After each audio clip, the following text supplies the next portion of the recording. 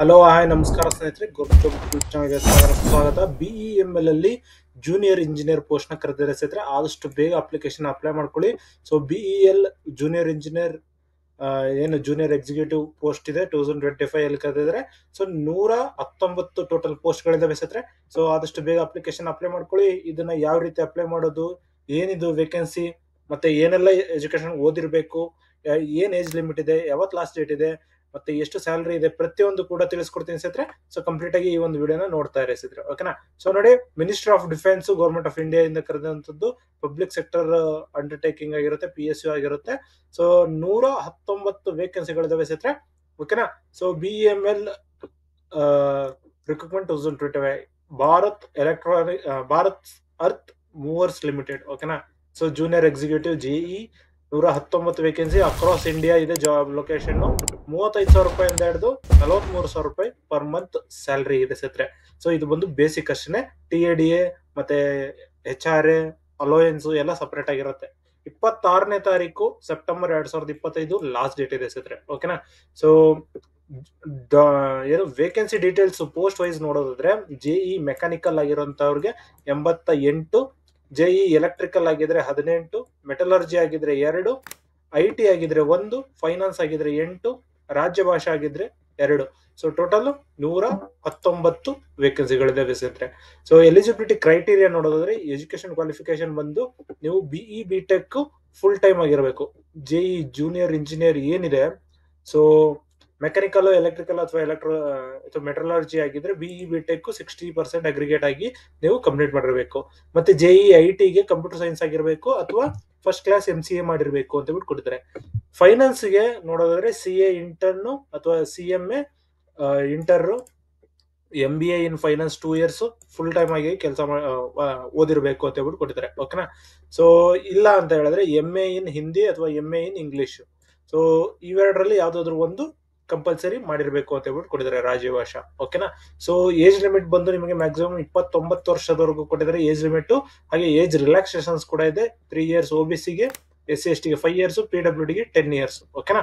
So ಇದಾದ ನಂತರ salary structure ನೋಡೋದಾದ್ರೆ, ನಿಮ್ಗೆ ಫಸ್ಟ್ ಇಯರ್ ಬಂದು 35,000 per month, second year 37,000, third year 40, fourth year 43,000, ಓಕೆನಾ.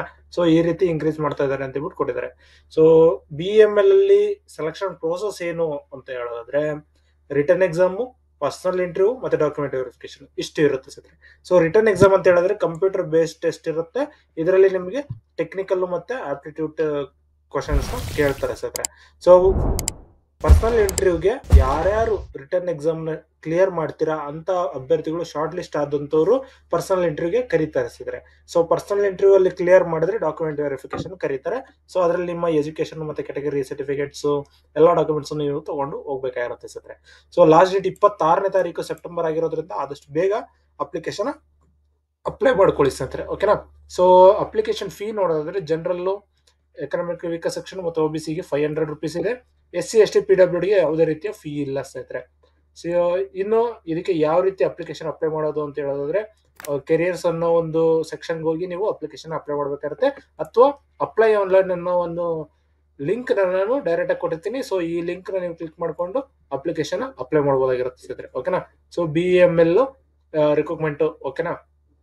ಇಲ್ಲಿ ನೀವು ಕ್ಯಾಂಡಿಡೇಟ್ ಲಾಗಿನ್ ಮಾಡಬಹುದು ಅಥವಾ ನ್ಯೂ ರಿಜಿಸ್ಟ್ರೇಷನ್ ಅಂತ ಕ್ಲಿಕ್ ಮಾಡಿ ಇಲ್ಲಿ ಕೂಡ ರಿಜಿಸ್ಟ್ರೇಷನ್ ಮಾಡ್ಕೋಬಹುದು. ಸೊ ನಿಮ್ಮ ಫುಲ್ ನೇಮ್ ಬರೀಬೇಕಾಗಿರುತ್ತೆ, ಮತ್ತೆ ಇಲ್ಲಿ ಫುಲ್ ನೇಮ್ ಆಟೋ ಫಿಲ್ ಆಗುತ್ತೆ, phone number, email ID, date of birth, ಮತ್ತೆ ಸಿಟಿಸನ್, ಮತ್ತೆ ಯಾವ ಪೋಸ್ಟ್ ಗೆ ಅಪ್ಲೈ ಮಾಡ್ತಾ ಇದ್ದೀರಾ ಅನ್ನೋದನ್ನ ಕ್ಲಿಕ್ ಮಾಡಿ ಹಿಯರ್ ಬೈ ಅನ್ನೋದನ್ನ ಇದನ್ನ ಚೆಕ್ ಮಾಡ್ಬಿಟ್ಟು ಇಲ್ಲಿ ಕೆಪೆಚ್ ಹಾಕಿ ರಿಜಿಸ್ಟರ್ ಮಾಡ್ಬೇಕಾಗಿರುತ್ತೆ, ಓಕೆನಾ. ಸೊ ಈ ರೀತಿ ರಿಜಿಸ್ಟರ್ ಮಾಡ್ಕೊಂಡ ನಂತರ ನೀವು ಡೈರೆಕ್ಟ್ ಆಗಿ ಲಾಗಿನ್ ಮಾಡಬಹುದಾಗಿರುತ್ತೆ. ರಿಜಿಸ್ಟ್ರೇಷನ್ ನಂಬರ್ ಮತ್ತೆ ಪಾಸ್ವರ್ಡ್ ನಿಮಗೆ ಮೆಸೇಜ್ ಬರುತ್ತೆ ಸ್ನೇಹಿತರೆ. ಇದಕ್ಕೆಲ್ಲ ಏನೇನು ಡಾಕ್ಯುಮೆಂಟ್ಸ್ ಬೇಕು ಅಂತ ಹೇಳೋದಾದ್ರೆ, ನಿಮ್ಮ ಪಾಸ್ಪೋರ್ಟ್ ಸೈಜ್ ಫೋಟೋ ಬೇಕಾಗಿರುತ್ತೆ, ಸೊ ಸಿಗ್ನೇಚರ್ ಫೋಟೋ ಬೇಕಾಗಿರುತ್ತೆ. ಡಾಕ್ಯುಮೆಂಟ್ಸ್ ಒಂದು ನಿಮ್ಮ 10th 12th PUC ಡಿಗ್ರಿ ಏನೇನ್ ಮಾಡಿದಿರೋ ಎಲ್ಲದ್ರದ್ದು ಮಾರ್ಕ್ಸ್ ಕಾರ್ಡ್ಸ್ ಇರಬೇಕು, ಕ್ಯಾಸ್ಟ್ ಸರ್ಟಿಫಿಕೇಟ್, ಇನ್ಕಮ್ ಸರ್ಟಿಫಿಕೇಟ್ ಇರಬೇಕು, ರಿಸರ್ವೇಶನ್ ಸರ್ಟಿಫಿಕೇಟ್ ಇದ್ರೆ ಅದು ಇರಬೇಕಾಗಿರುತ್ತೆ. ಸೊ ಇದಿಷ್ಟು ಇಟ್ಕೊಂಡು ನೀವು ಅಪ್ಲಿಕೇಶನ್ ಅಪ್ಲೈ ಮಾಡಬಹುದಾಗಿರುತ್ತೆ. ಇನ್ನು ನೀವು ನೋಟಿಫಿಕೇಶನ್ ನೋಡಬೇಕು ಅಂತ ಹೇಳೋದಾದ್ರೆ, ಸೊ ಅಫಿಷಿಯಲ್ ನೋಟಿಫಿಕೇಶನ್ ಇದೆ ಸ್ನೇಹಿತರೆ. ಸೊ ಈ ಒಂದು ಅಫಿಷಿಯಲ್ ನೋಟಿಫಿಕೇಶನ್ ಕೂಡ ಕಂಪ್ಲೀಟ್ ಡೀಟೇಲ್ಸ್ ಕೊಟ್ಟಿದ್ದಾರೆ ಸ್ನೇಹಿತರೆ, ಓಕೆನಾ. ಸೊ ನೋಡಿ, mechanical, electrical, metallurgy, IT, finance, ರಾಜ್ಯ ಭಾಷೆ ಈ ರೀತಿ ಕೊಟ್ಟಿದ್ದಾರೆ. ಸೊ ಕ್ವಾಲಿಫಿಕೇಶನ್ ಫಸ್ಟ್ ಕ್ಲಾಸ್ ಮಾಡ್ಕೊಂಡಿರ್ಬೇಕು, ಡಿಗ್ರಿ ಹೊಂದಿರಬೇಕು ಇಂಜಿನಿಯರಿಂಗ್ ಅಂತ ಬಿಟ್ಕೊಟ್ಟಿದ್ದಾರೆ. So fresher or 1-2 years experience ಇರುವಂತಹ ಅಭ್ಯರ್ಥಿಗಳು ಕೂಡ ಅಪ್ಲಿಕೇಶನ್ ಅಪ್ಲೈ ಮಾಡಬಹುದು ಅಂತ ಹೇಳ್ಬಿಟ್ಟು ಕೊಟ್ಟಿದ್ದಾರೆ. ಓಕೆನಾ. Experience in software, hardware and networking in IT and IT related ಇಂಡಸ್ಟ್ರಿಯಲ್ಲಿ ಕೆಲಸ ಮಾಡಿರ್ಬೇಕು ಅಂತ ಕೇಳಿದ್ದಾರೆ. ಫ್ರೆಶರ್ ಕೂಡ ಅಪ್ಲೈ ಮಾಡಬಹುದು ಅಂತ ಕೊಟ್ಟಿದ್ದಾರೆ. ಓಕೆನಾ.